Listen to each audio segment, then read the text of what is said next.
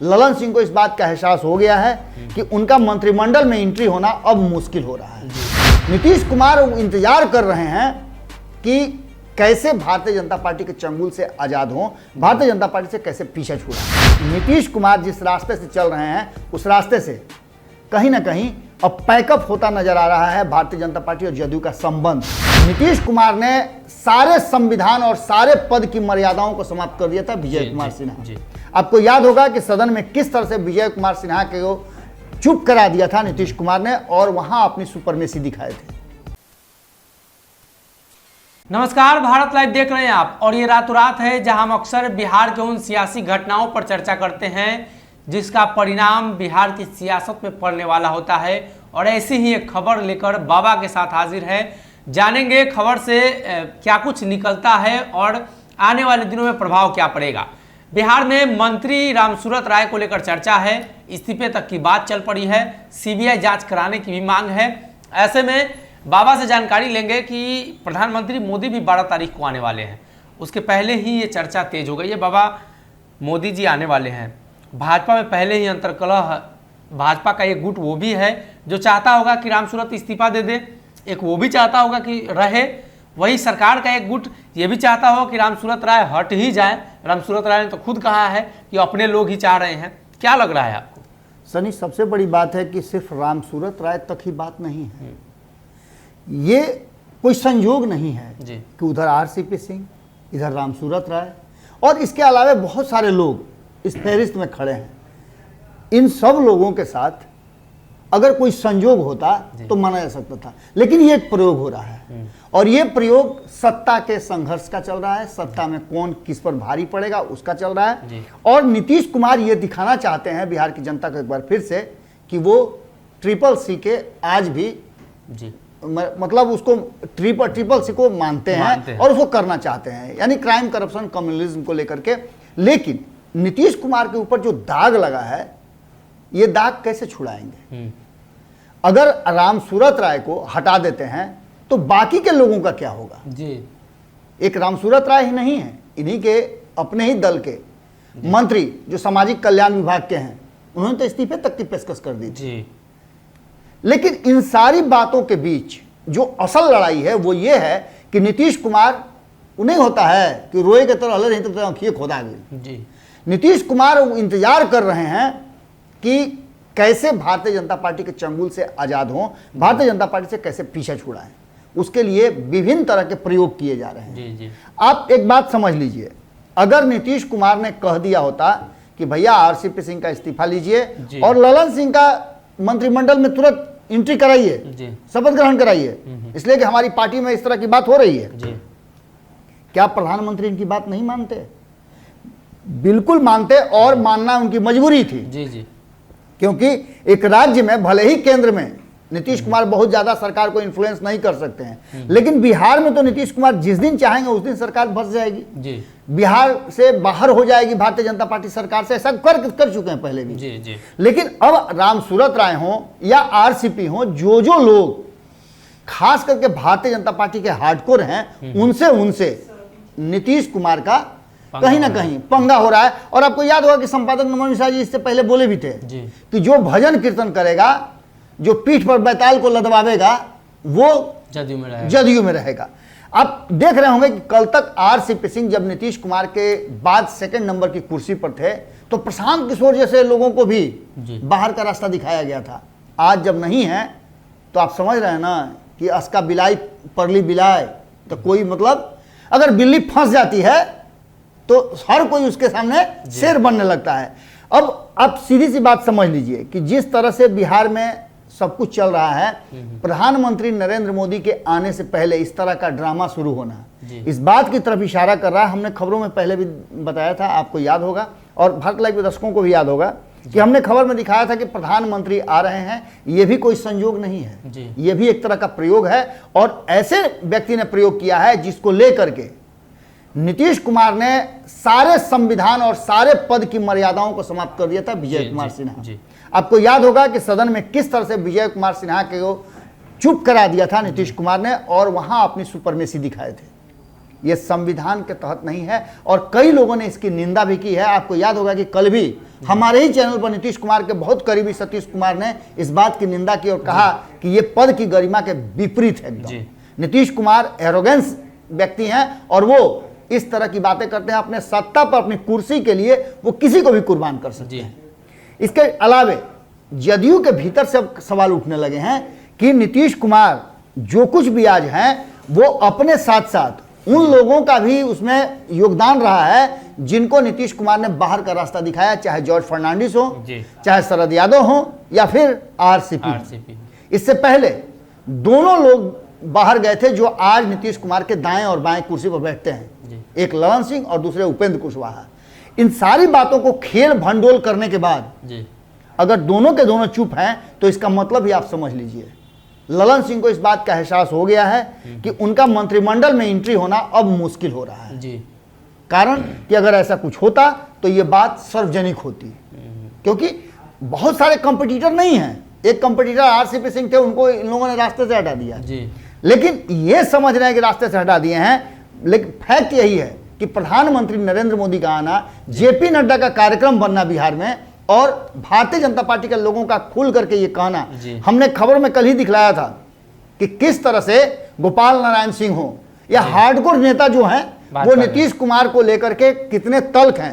साफ तौर पे गोपाल नारायण सिंह ने कहा है कि नीतीश कुमार के पीछे पीछे चलने का अब समय खत्म हो गया है। 17 साल हो गए, 17 साल में भारतीय जनता पार्टी नीतीश कुमार के साथ चली है, लेकिन उसका घाटा ही घाटा हुआ है।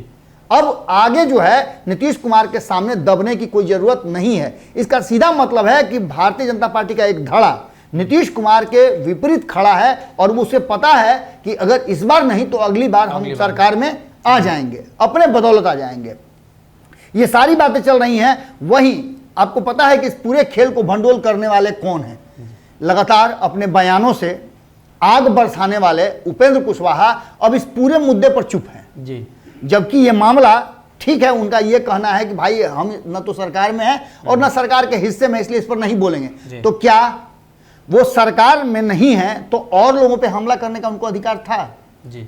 लगातार उन्होंने हमला किया है, यहां तक कि केंद्रीय मंत्री पर उन्होंने हमला किया है।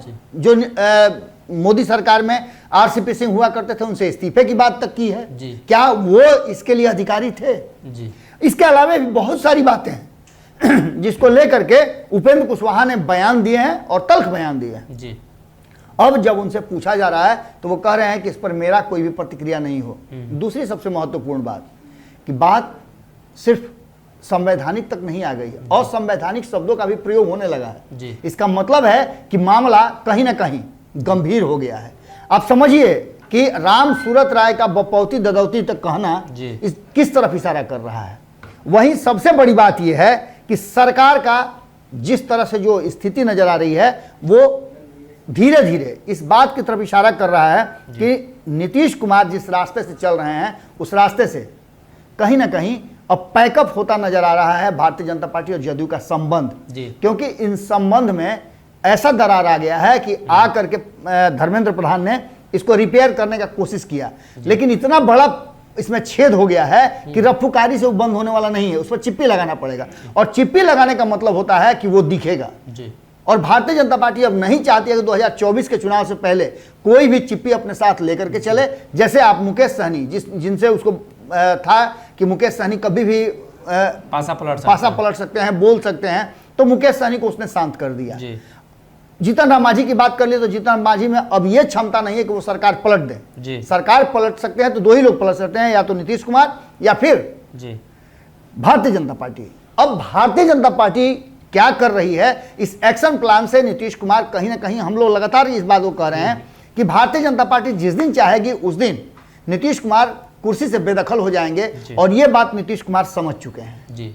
यही कारण है कि कई लोगों से हमारी बातचीत हुई, आप भी जानते हैं कि राष्ट्रीय जनता दल में अब इस बात की धीरे धीरे सुगबुगाहट तेज हो गई है और आंकड़े भी बनने लगे हैं कि किसको क्या दिया जा सकता है, कौन मंत्री बनेगा, मतलब संभावित लिस्ट तैयार हो रही है। आपने खबरों में भी चलाया था कि 50-50 के फॉर्मूला पर बहुत कुछ तय होने जा रहा है।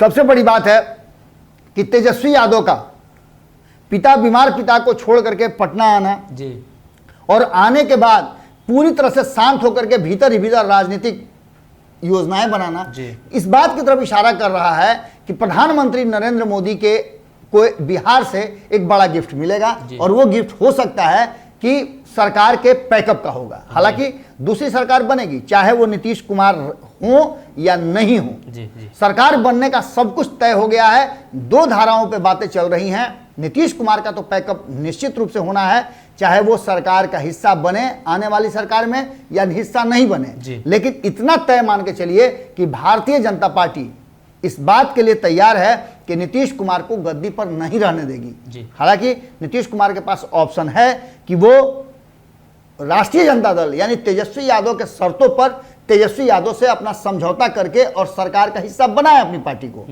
लेकिन उससे भी बड़ी बात है कि जैसे ही ये बात भारतीय जनता पार्टी तक जाएगी तो आप समझिए कि मध्य प्रदेश और महाराष्ट्र दूर नहीं है। उसके उदाहरण हमारे सामने हैं और इस उदाहरण ने स्पष्ट तरीके से कहा है कि कहीं ना कहीं भारतीय जनता पार्टी कोई खेला कर सकती है और उसके लिए मुस्तफापुर में लोगों का जमावड़ा लगना शुरू हो चुका है। वहां कई वीआईपी गाड़ियां लगनी शुरू हो गई हैं और जिसकी मॉनिटरिंग भी कहीं ना कहीं अपने गुप्तचरों से नीतीश कुमार करवा रहे हैं। और इन सारी बातों को लेकर के नीतीश कुमार का एक्शन प्लान चालू है।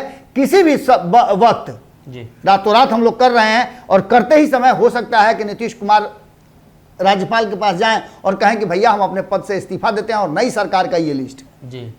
यानी कि आप समझ लीजिए कि प्रधानमंत्री नरेंद्र मोदी को जहां एक तरफ 100 साल विधान सभा के पूरा होने, विधानसभा भवन के पूरा होने पर कार्यक्रम का आयोजन किया जा रहा है, खुशियां मनाई जाएगी, वहीं कई सवाल लेकर के विपक्ष भी तैयार है कि प्रधानमंत्री 2 करोड़ लोगों को रोजगार देने वाले थे, उसका क्या हुआ।